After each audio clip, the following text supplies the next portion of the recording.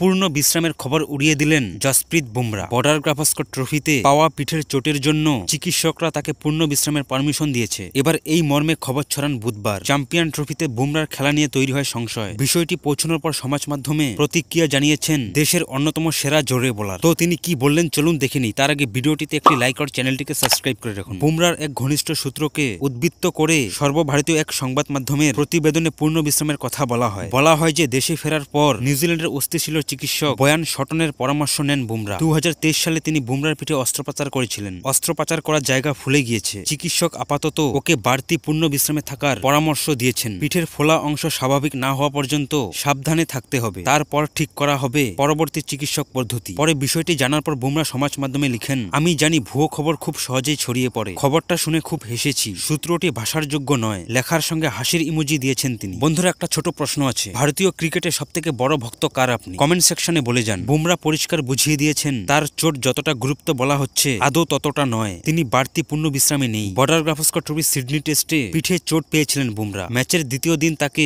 স্থানীয় হাসপাতালে নিয়ে যাওয়া হয় পরীক্ষা করার জন্য। সেই দিন মধ্যভোজনের পর এক ওভার বল করে উঠে যেতে হয় তাকে। পরে ব্যাট করতে নামলেও আর বল করেনি ম্যাচের বাকি অংশে। তারপর থেকেই বুমরা চোট নিয়ে নানা জল্পনা চলছে।